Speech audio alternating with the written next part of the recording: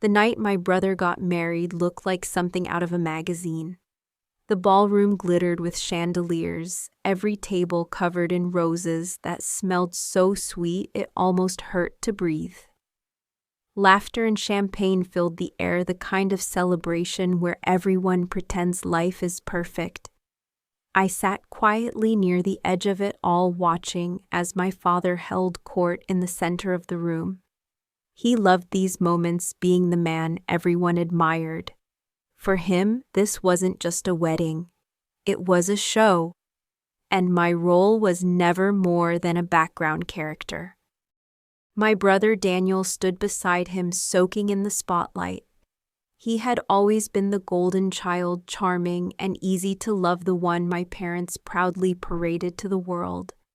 I watched them pose for photos, their smiles wide and effortless, while I felt like a shadow just out of frame.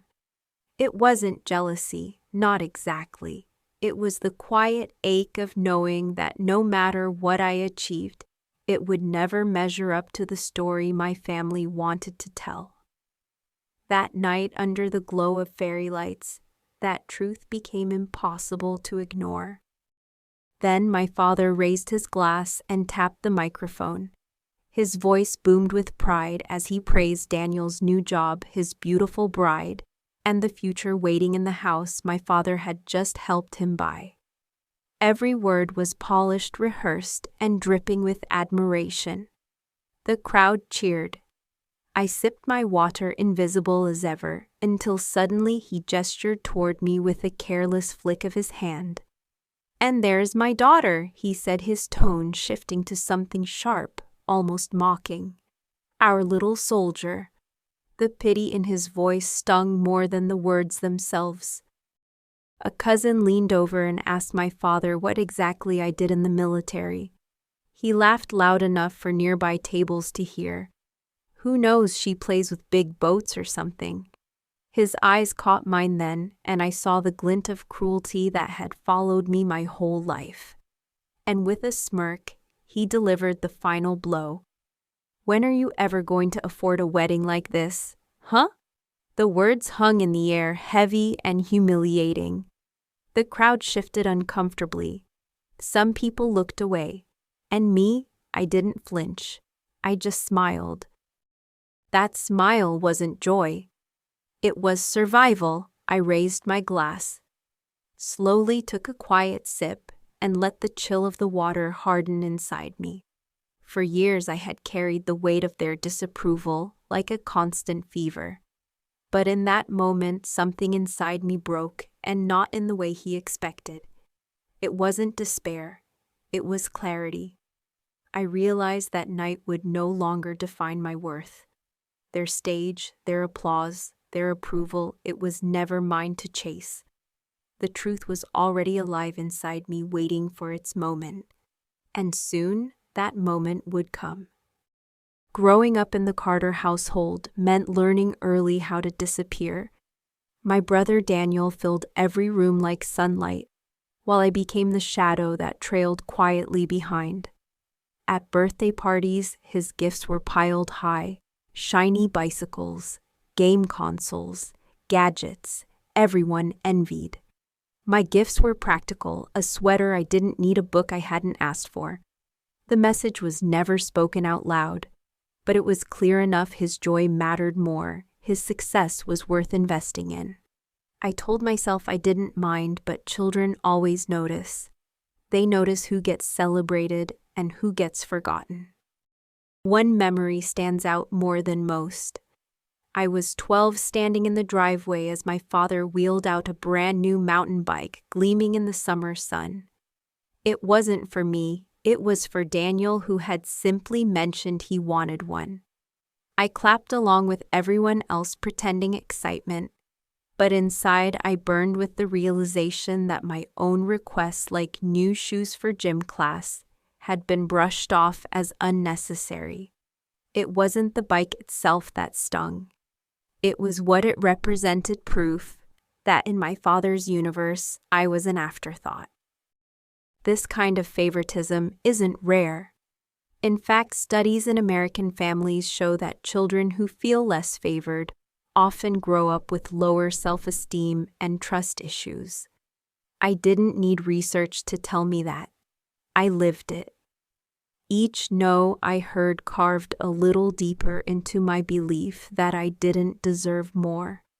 Daniel's victories were family victories shouted from rooftops.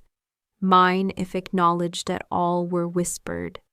And so I learned to keep achievements quiet to protect myself from the sting of disappointment when they were met with indifference. Silence became my shield. But being invisible had its strange advantages too. Without anyone watching too closely, I developed a quiet resilience. While Daniel was praised for effortless charm, I learned persistence. When he got rescued from mistakes, I learned to solve my own. I started saving every dollar from babysitting, tutoring, even mowing lawns. I didn't have the luxury of assuming help would come. At first, that independence felt lonely, even unfair. Yet slowly, I began to see it as training. Life was teaching me a lesson. My family never intended that strength isn't given, it's forged in the shadows. Looking back, I realized the invisibility that once felt like punishment became my foundation. It pushed me to look inward for validation instead of waiting for approval that would never arrive. And perhaps that's the quiet gift in every painful childhood. Sometimes the cracks in love are what let resilience take root. That doesn't mean it didn't hurt, it did. But those wounds taught me to survive on my own terms, and survival eventually would turn into escape. Because one day the contrast between what Daniel was given and what I was denied became too sharp to ignore. And that turning point came wrapped in shiny black paint and leather seats, my brother's 18th birthday gift. A brand new Camaro handed to him with pride in front of cheering friends. I stood at the window watching the sunlight dance on polished metal, and I understood.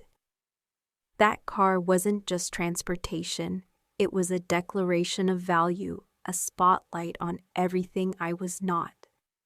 And soon, it would be the reason I finally chose to step out of the shadows and start building a life of my own. I can still see it as if it happened yesterday. On Daniel's 18th birthday, our driveway turned into a stage. Friends gathered, neighbors leaned over fences, and my father stepped forward with a wide grin. He dangled a set of keys like a trophy before dropping them into Daniel's waiting hand. Behind him sat a brand new black Camaro, polished so perfectly it reflected the cheering crowd. Daniel's laughter filled the air, and my father's chest swelled with pride. For them it was a celebration. For me, standing behind the living room window, it was a reminder that I was invisible. The Camaro wasn't just a car. It was a symbol. It was proof that Daniel's dreams were worth fueling, while mine were left on empty. I remembered the time I quietly asked my father for just $500 to cover the cost of an SAT prep course and college application fees. He didn't even lower his newspaper when he refused. "Money doesn't grow on trees," he said, as if I had asked for something extravagant. $500 apparently was too much for me. But for Daniel, $30,000 on a car was an investment in his future. That day taught me something painful, but important. Families can have double standards.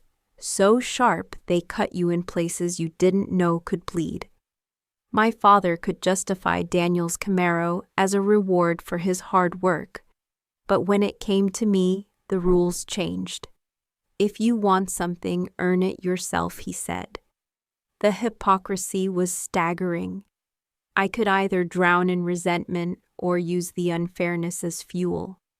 And while I didn't know it yet, that wound would become the fire that drove me to build a life beyond their control. Stories like mine aren't unusual. A across America, countless students work long hours just to save for college applications, while their siblings have tuition handed to them. I once met a Navy colleague who washed dishes until midnight every night of senior year just to afford exam fees. His brother, meanwhile, had his entire college education paid up front. The imbalance is real, and it shapes you. It teaches you the world is unfair, but also forces you to decide, will you accept being less, or will you rise by your own effort? It's a cruel lesson, but also a powerful one. When I think back to that Camaro, I no longer see it as just a car. I see it as the starting line of my independence. It was the moment I stopped waiting for permission to dream. I couldn't compete with Daniel's shiny rewards, but I could outlast him with grit. That car was my wake-up call. It told me my father's approval would never come, so I needed to stop chasing it. And in its place, I started chasing something bigger: freedom. Which is why not long after I made the choice that would change everything, I joined the Navy. After the Camaro moment, I knew waiting for fairness in my family was like waiting for rain in the desert. So I made a decision: if no one would invest in me, I would invest in myself. I picked up extra shifts tutoring younger students and babysitting on weekends, sometimes collapsing into bed after midnight. Every dollar I saved felt like a brick in the foundation of a future I was building with my own hands. It wasn't glamorous, but it gave me something my father never could: the certainty that my future belonged to me. During that time, I discovered the Navy ROTC program. It promised something no one else had ever offered me: opportunity without favoritism. Tuition training, a chance to prove myself through effort instead of privilege. To many, it might have sounded intimidating, but to me, it sounded like freedom. I applied, worked through the interviews, and earned a full scholarship. I still remember the pride burning inside me the day I received my acceptance letter. It was more than just an education. It was proof that resilience had a reward, even if my own family couldn't see it. When I told my father, his reaction was a shrug. The Navy. What a waste of your potential, he said, shaking his head. To him, potential meant law school, medicine, something polished enough to brag about at cocktail parties. My mother cried, whispering, "Why do you have to go so far away?" They saw my decision not as triumph, but betrayal. Yet even through their disappointment, I felt a strength rising in me. For once, I didn't need them to cheer me on. For once, I was proud of myself, and that pride was enough. In America, many young people choose the military not out of desperation but determination. I later met a fellow officer who had joined because he wanted to show his younger sisters that a tough path could lead to a better life. Another enlisted to escape a cycle of poverty his family thought was unbreakable. We all shared a common thread: we wanted more than what was handed to us. The military, for all its hardships, gave us the chance to write our own stories. That was the appeal. It didn't matter where you started. What mattered was how far you could go. Looking back, I see that choice as the true beginning of my independence. By stepping into the Navy, I wasn't just committing to service. I was committing to myself, to a life where effort mattered more than appearances. The nights of babysitting and the sting of rejection from my father had led me here to a place where I could finally prove that I was enough. And though the years ahead would bring their own challenges, this choice was the turning point. Because choosing the Navy meant choosing freedom, and that freedom would carry me through the next decade of silence. The years that followed were some of the hardest and most defining of my life. The Navy became my world, a place where discipline, resilience, and quiet strength mattered more than charm or family connections. I started as an ensign, nervous and eager, carrying more determination than experience. Each promotion, lieutenant, junior grade lieutenant, and eventually lieutenant commander, was earned through long nights, impossible deadlines, and the kind of pressure that either breaks you or sharpens you. I was proud of every step forward, yet each time I shared my accomplishments with my family, they dismissed them like background noise. My father loved to tell people I had a small government desk job. It was easier for him to flatten my story into something unimpressive than to admit his daughter carried responsibilities that affected lives on a global scale. When I deployed overseas, he told neighbors I was just traveling. When I was promoted, he changed the subject to Daniel's latest raise at a marketing firm. It wasn't that they didn't hear me, it was that my success didn't fit the narrative they wanted to tell. And so year after year, I became invisible all over again. This is something many families do, even outside mine. I later learned how common it is for parents to rewrite their children's stories in ways that serve their own image. A friend of mine, also in the military, confided that his parents told neighbors he was working in logistics, never admitting he was actually leading dangerous missions in Afghanistan. Why? Because acknowledging the truth would challenge the story they had built of themselves as protectors and providers. For some parents, the truth isn't a celebration. It's a threat to their identity. At first, their silence hurt. I wanted so badly for them to be proud to recognize the weight of what I carried. But with every shrug, every dismissive laugh, something shifted in me. I began to understand that their approval was not the prize I once thought it was.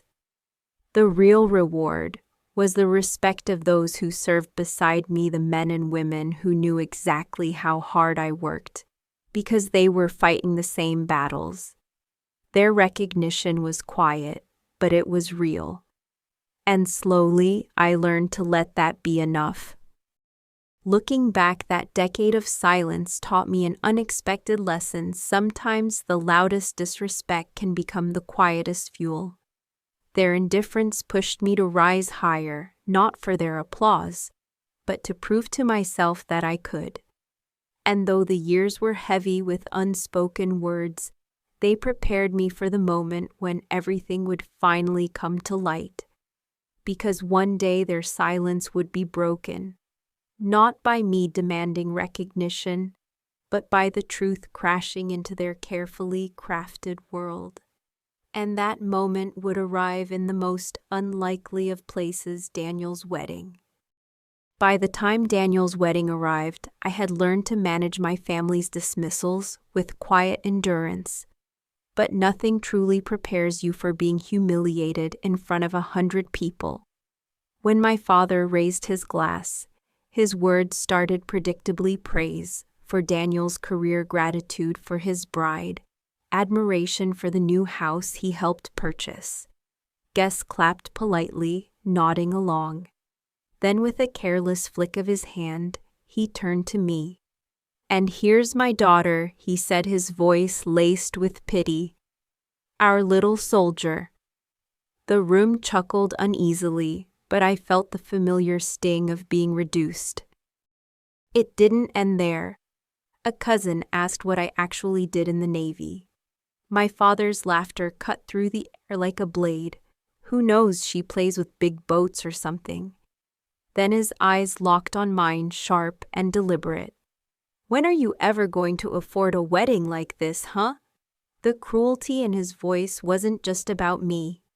It was a performance for the crowd, a way to elevate himself by tearing me down.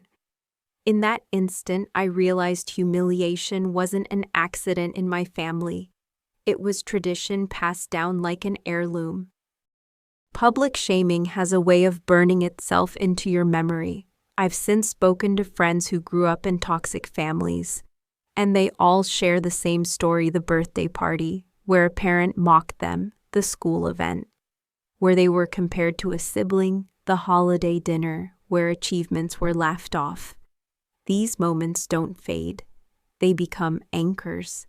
For me, Daniel's wedding was that anchor, but instead of pulling me under, it snapped the chain. I felt something harden inside me, not in anger, but in clarity. Their words no longer had power, not anymore. I raised my glass, smiled politely, and let silence answer for me. It wasn't a mask of weakness, it was armor. For years, I had carried the ache of wanting their approval like a fever that never broke.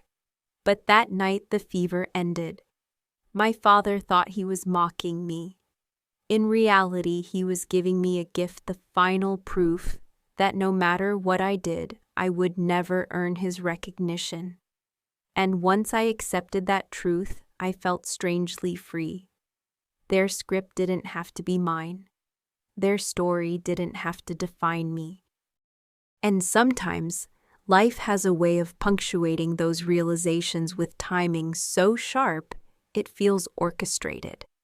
Because just as the last echoes of his words faded, I felt the low vibration of my encrypted phone inside my clutch.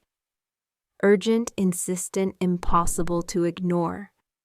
It wasn't a text from a friend. It was a call from the other world. I belonged to the world of duty, responsibility, and consequence. In that moment, the stage was set for everything to collide. And as I reached for that phone, I knew the breaking point wasn't the end. It was the beginning. The vibration in my clutch was steady and urgent. I slipped the phone open just enough to read the message: status urgent, vehicle en route. My heartbeat stayed calm, almost unnervingly so. Years of training had taught me to respond with focus, not panic. Still, the timing was surreal. Here I was, surrounded by fairy lights and champagne glasses, and yet my other world, the one of encrypted codes and national security, was calling. I stood slowly, placed my napkin neatly on the table, and walked toward the door. Every step echoed with the knowledge that something was about to change forever. On the patio outside, guests mingled in clusters, sipping cocktails and laughing. Their chatter hushed as headlights appeared at the curb.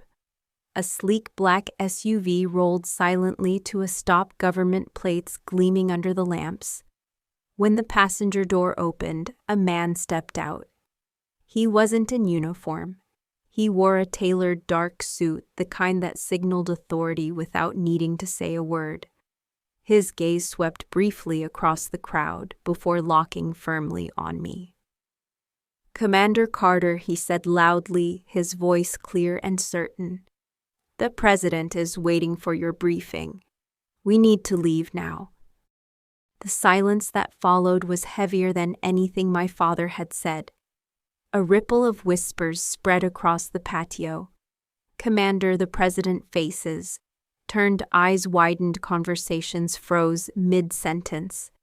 I felt my father's presence behind me, the weight of his disbelief pressing against my back. His face was pale, his jaw slack, robbed of words for the first time I could remember.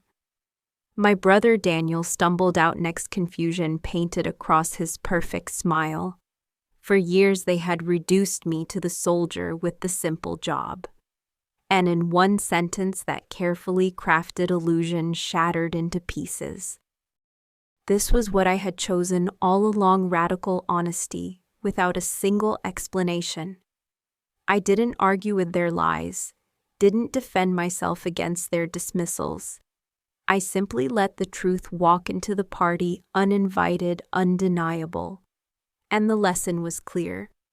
Sometimes you don't need to prove yourself with speeches or debates. You just need to stand still and let reality speak louder than any words. In that moment, I felt no triumph, no anger, only freedom. Their opinion of me no longer mattered. The world I belonged to had just introduced itself, and it didn't ask for permission. I nodded at the agent. I'm ready. As I slid into the back seat of the SUV, the music from the wedding drifted faintly behind me like echoes from another life. Through the tinted window, I caught one last glimpse of my father's stunned face, and I realized the balance of power had shifted. I wasn't walking away ashamed anymore. I was walking away whole. But this wasn't the end of the story. Because once the SUV pulled away and the lights of the wedding faded, the aftermath began, and with it a storm my family had never prepared for. Hours later, I sat in a secure government office, fluorescent lights buzzing softly overhead. The briefing was complete, the immediate crisis under control. Only then did I finally pick up my personal phone. The screen glowed like a wildfire, dozens of missed calls, hundreds of messages. My father's angry texts scrolled endlessly. How could you embarrass us like that? Daniel's voice filled the voicemails. You ruined my wedding. My mother's messages were laced with guilt. Everyone is asking questions. Why didn't you tell us? Not once did any of them ask if I was safe. Their outrage drowned out any care. I read every message one after another and felt nothing. It was like watching strangers argue in a language I no longer spoke. For years I had craved their attention, bent under the weight of their dismissal. Now their frantic words carried no gravity. They weren't reaching me anymore. Friends in similar situations have told me the same thing. Once you detach from toxic family expectations, the noise loses its sting. What once broke you suddenly becomes background static. And in that silence, you find peace. For the first time, their disappointment didn't define me, it freed me. A week later, a handwritten letter arrived from my mother. The envelope was thick, the paper soft, her familiar looping script marked with tear stains. She wrote of betrayal, of feeling deceived. How could you hide your life from us? How could you not trust your own mother? But nowhere in those pages was an apology. Nowhere was there pride or acknowledgement of my hard-earned success. Instead, it was another rewrite of the story, this time casting herself as the victim. I folded the letter, once walked it to the recycling bin, and let it slip from my hands without regret. Many people believe family ties are unbreakable, but the truth is more complicated. I've met countless colleagues, friends, and even neighbors who've shared stories of parents who couldn't celebrate them unless their success reflected well on the family. One friend, a doctor, told me her parents only began bragging about her after she made the cover of a medical magazine. Before that, they dismissed her years of sacrifice as too busy to visit. What I learned and what I try to remind others is this: your worth isn't measured by how loudly your family claps. It's measured by how steady you stand. As the days passed, my father tried to rewrite the narrative again, boasting at his country club that I worked for the president. But the damage was done. Everyone had seen his public scorn, heard his laughter at my expense. His bragging rang hollow, turning him into the punchline he feared most. And me, I didn't feel vindication. I felt distance. Safe, necessary distance. Because while my family drowned in their embarrassment, I was already walking into rooms where my voice carried weight, where my presence mattered. And it was in those rooms, not in their approval, that I would find my real family. Not long after the wedding, I found myself standing at the head of a polished conference table in a secure government building. Around me sat generals, analysts, and department heads, their notebooks open, their eyes fixed on me. There were no chandeliers, no champagne toasts, no staged applause, only the quiet weight of responsibility. And yet in that moment, I felt more seen than I ever had in my family's house. Every question they asked carried respect. Every answer I gave was received with trust. This wasn't performance, it was purpose. Here I wasn't the little soldier, I was Commander Carter. That realization opened my eyes to something I wish I had known years earlier. Family is not defined by blood alone. Family is defined by respect, by shared struggle, by loyalty when life gets hard. In the Navy, I had colleagues who would risk their lives for me, and I for them. We ate together in mess halls, leaned on each other during deployments, and celebrated wins that few outside our world could ever understand. It wasn't glamorous, but it was genuine. For the first time, I belonged to a family that didn't ask me to be smaller. I began to notice how many people around me were building their own chosen families too. One of my closest friends, a fellow officer, came from parents who disowned him after he came out as gay. He found his family in our unit in the brotherhood and sisterhood that held him when his biological family let go. Another friend lost both parents young, but carried photos of her mentors, superiors, who guided her as proudly as if they were her own mother and father. These stories reminded me that bloodlines can disappoint, but bonds built on trust rarely fail. The lesson is one I want anyone listening to take to heart. You are not bound to stay loyal to people who diminish you just because you share a last name. You are allowed to walk away. You are allowed to build something healthier, stronger, more authentic. That doesn't make you cold, it makes you courageous. For years, I believed being a good daughter meant carrying the weight of my family's disapproval. But I learned that being a good human meant setting it down and choosing a family that lifted me instead of breaking me. And so, while my father tried to reclaim my story and my brother struggled without his safety net, I continued to grow in the world I had built for myself. Each meeting, each mission, each moment of trust was proof that I was standing exactly where I belonged. My family of origin might never understand, but my chosen family didn't need to. They simply respected me as I was.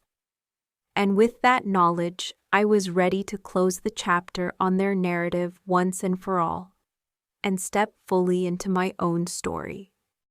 In the months after the wedding, the dust settled in ways I never expected. Daniel stumbled without the constant safety net of my father's money. My father tried to brag about me at his country club, but his words rang hollow. Everyone had already witnessed his public dismissal. My mother still wrote letters soaked in guilt, but I no longer needed to read them. And through it all, I felt lighter, freer.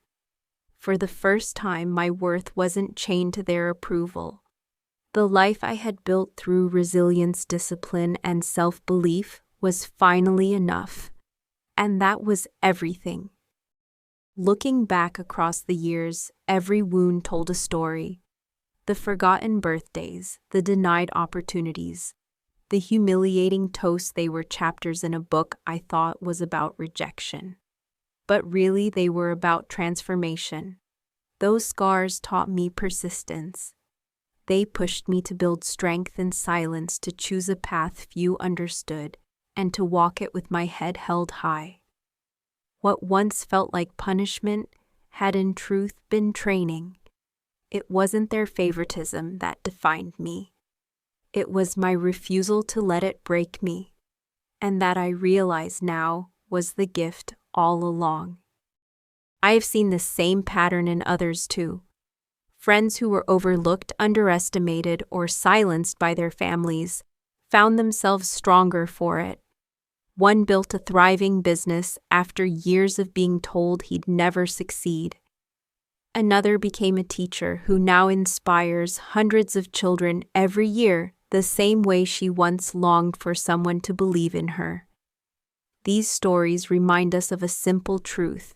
When you stop chasing the applause that will never come, you can finally hear the quiet power of your own voice. And that voice can move mountains. So here's the lesson I want you to carry with you. Your real value is not decided by those who refuse to see it. It is forged in the long nights of hard work, in the quiet resilience that others overlook, in the courage to walk away from toxic expectations. You don't need permission to build your life. You don't need approval to matter. What you need is belief your own. Because once you claim that you are unstoppable, and the freedom you find in that moment is worth more than any car, any house, or any wedding toast. If my story resonates with you, if you've ever had to become the commander of your own life, I'd love to hear it. Share your journey in the comments. I promise your words might inspire someone else who needs them tonight. And if you believe more people should hear stories like this, hit the like button, subscribe to the channel, and share this video. Let's build a community where every voice is valued, every story matters, and where no one has to feel invisible again. Because together, we are stronger than the silence we once endured.